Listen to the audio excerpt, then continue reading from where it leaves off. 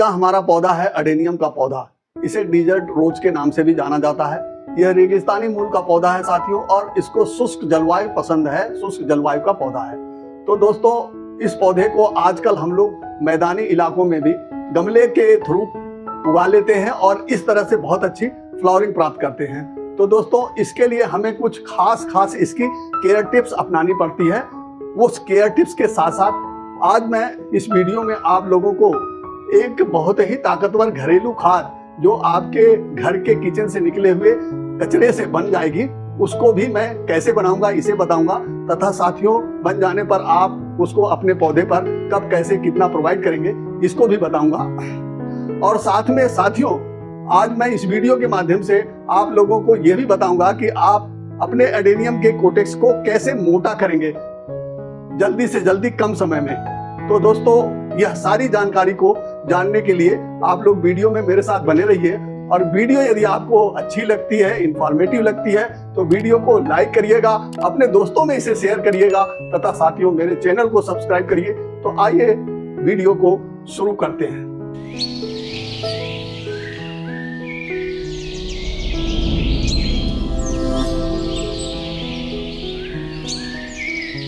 प्रिय मित्रों, नमस्कार। आप सभी का मेरे हरे भरे आरबी गार्डन में स्वागत है।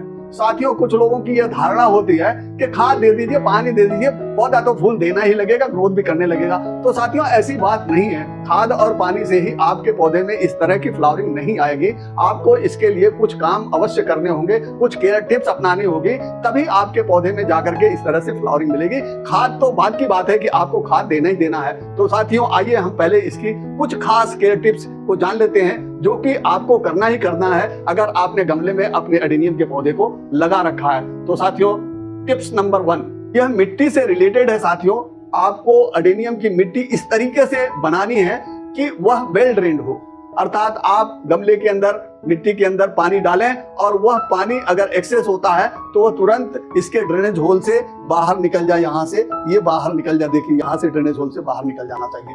आपकी मिट्टी ऐसी होनी चाहिए। साथ में साथियों, यह पोषक तत्वों से भरपूर होनी चाहिए। अगर मिट्टी आपकी सही नहीं है तो एडेनियम का पौधा बड़ा ही सेंसिटिव पौधा है।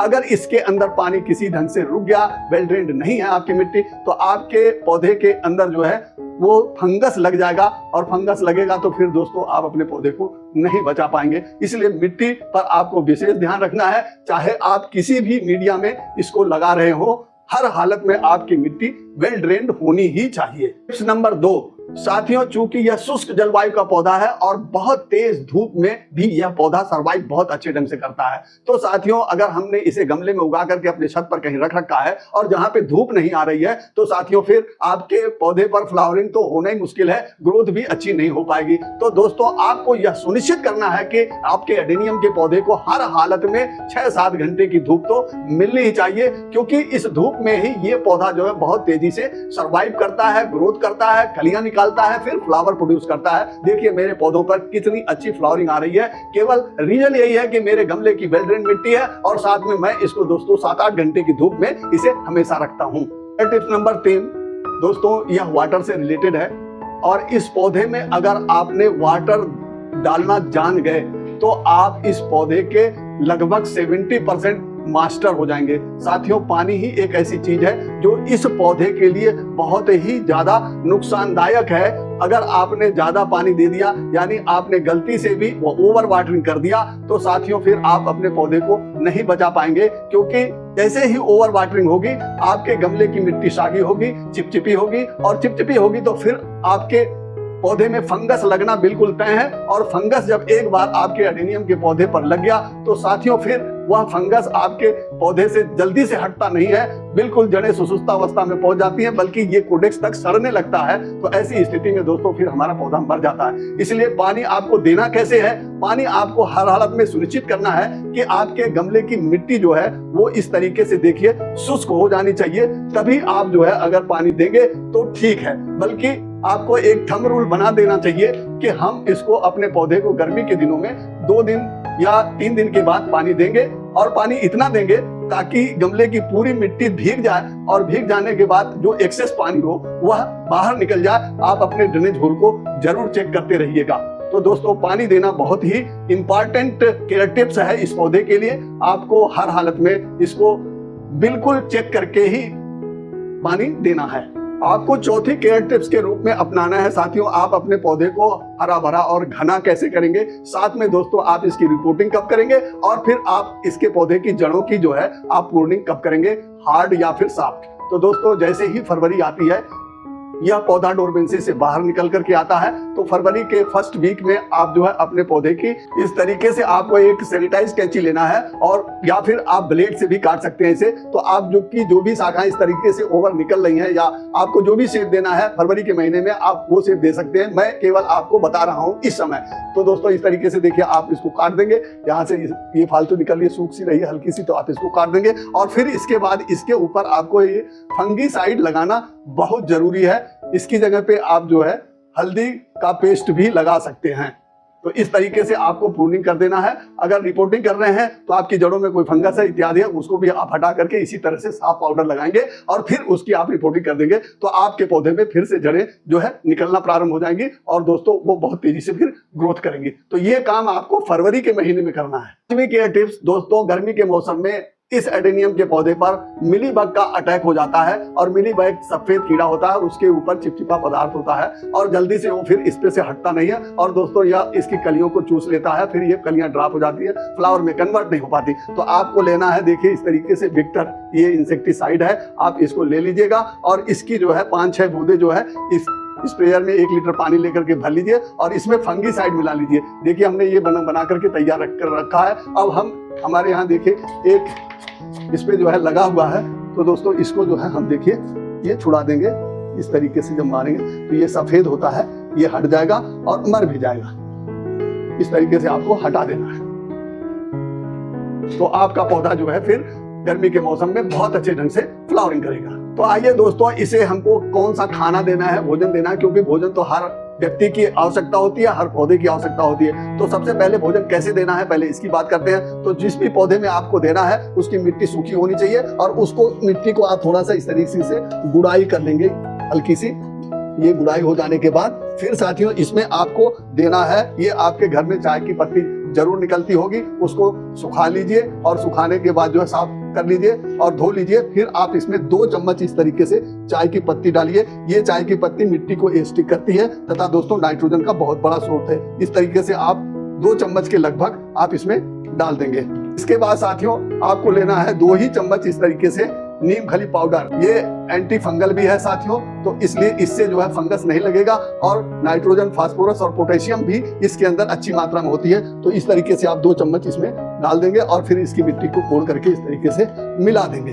अब आइए साथियों, अब हम उस लिक्विड फर्टिलाइजर को बना लेते हैं, क्योंकि इसके अंदर हमने नाइट्रोजन, फास्फोरस और कुछ मात्रा पोटेशियम की दे दिया है। तो पोटेशियम की और मात्रा इसको बढ़ाने के लिए हम दूसरी जो लिक्विड फर्टिलाइजर जो हमारे घर से निकले हुए छिलकों से बनती है, तो आपको इस तरीके से केले के छिलके को लेना है और केले के छिलके को सुखा लेना है। सुखाने के बाद साथियों फिर आपको जो है इस तरीके से मिक्सर ग्राइंडर में पीस लेंगे, तो ये पाउडर फॉर्म में आ जाएगा और जब पाउडर फॉर्म में आ जाएगा तब आप जो है इस तरीके से 1 लीटर पानी लेंगे। इस 1 लीटर पानी में 1 चम्मच इसको मिला देंगे। ये हमने 1 चम्मच मिला दिया साथियों। 1 चम्मच मिलाने के बाद इसी के अंदर थोड़ा सा फंगीसाइड भी मिलाएंगे। ये हमने फंगीसाइड मिला दिया और फंगीसाइड मिलाने के बाद इसको घोल देंगे अच्छे ढंग से। घोल देने के बाद इसको ढक करके 1 घंटे के लिए रख देंगे। तो आइए दोस्तों 1 घंटे के बाद फिर हम आपसे मिलते हैं। हमको साथियों 1 घंटे हो गया है और हमारा जो देखिए फर्टिलाइजर जो लिक्विड है केले के छिलके का वह बन करके तैयार है और देने लायक हो गया है साथियों। तो अब हम इसमें जितना ये है उतना ही हम साथियों इसमें पानी मिला देंगे। पानी मिला दिया इस तरीके से हमने, ये हमारा करीब 1 लीटर हो गया। और साथियों अब हम इसको इस अपने पौधे में डालेंगे जितना भी हमको देना है। और साथियों इसके अंदर अब जो है पोटेशियम की मात्रा बहुत अधिक हो गई है और पोटेशियम हमारे एडेनियम के पौधे को कलियां बनाने, फूल बनाने और साथियों फिर फल बनाने में बहुत मदद करता है। तो अब हम इसको जो है अपने इस पौधे में डाल देते हैं। इस तरीके से हमने ये डाल दिया। अभी देखिएगा ये पानी जो है 1 मिनट के अंदर अंदर जो ये खाद है वो नीचे सारी मिट्टी में मिल जाएगा, चला जाएगा। देखिए जा रहा है, दोस्तों अब हमारा जो दूसरा टॉपिक है वो है कि आप अपने कोटेक्स को छोटे से पौधे का कैसे जल्दी से जल्दी इस तरीके से मोटा करेंगे। तो उसके लिए जो भी पौधा आपको इस तरीके से छोटे से गमले में लगा हुआ है, तो साथियों उसके लिए आपको एक दूसरा गमला भी लेना है। इस तरीके से आप गमला ले लीजिए और उसके अंदर पोषक तत्वों से भरपूर वेल ड्रेन मिट्टी बना करके भर लीजिए। और भरने के बाद इस जो गमले की ये देखिए छोटी छोटी ये जड़ें भी बाहर निकल रही हैं। अगर आपकी निकल रही है तब भी ठीक है, नहीं निकल रही है तब भी ठीक है, क्योंकि वो इसमें जब आप पानी इत्यादि देंगे तो साथियों फिर ये जड़ें नीचे जाएंगी। तो दोस्तों इस तरीके से आपको ले लेना है और ये मिट्टी भर करके इसके अंदर इस तरीके से रख देना है। और रखने के बाद फिर ये जो आपने वेल ड्रेन मिट्टी पोषक तत्वों से भरपूर बना रखी है, इसके अंदर आप जो है ऑप्शन है आपके पास, इसके अंदर आप बोन मील मिला सकते हैं या बोन मील के स्थान पर रॉक फॉस्फेट मिला सकते हैं। रॉक फॉस्फेट बोन मील का एक तरह से विकल्प है, आप उसको मिला सकते हैं। इस तरीके से हमारी ये देखिए वेल ड्रेन मिट्टी बनी हुई है और हमने इसको जो है लगा दिया है। थोड़ा सा हम इसके अंदर भी इसको भर देते हैं और भरने के बाद साथियों फिर ये फंगीसाइड वाला पानी देखिए, ये है फंगीसाइड का पानी आपको लेना है और इसके ऊपर भी डाल देना है इस तरीके से और इसके नीचे भी आपको डाल देना है। आप देखेंगे कि 2 महीने के बाद आपका कोटेक्स लगभग इस तरह से मोटा हो जाएगा। तो दोस्तों मई महीने में आप अपने एडेनियम के पौधे से ढेर सारी फ्लावरिंग, ढेर सारे कलियां और फिर नई नई ग्रोथ और घना कैसे करेंगे, ये सारी जानकारी मैंने आपको इस वीडियो के माध्यम से दिया है। खाद को भी बना करके दिखाया है और साथियों आप अपने छोटे से पौधे के कोटेक्स को कैसे मोटा करेंगे ये भी मैंने आपको दिखाया है, बना करके बताया है। तो दोस्तों यह सारी प्रोसेस यदि आपको अच्छी लगी हो, आप इससे सहमत हो, तो दोस्तों मेरे इस वीडियो को लाइक करिए तथा चैनल को सब्सक्राइब करिए। मिलते हैं नेक्स्ट इंफॉर्मेटिव वीडियो में, तब तक के लिए हैप्पी गार्डनिंग।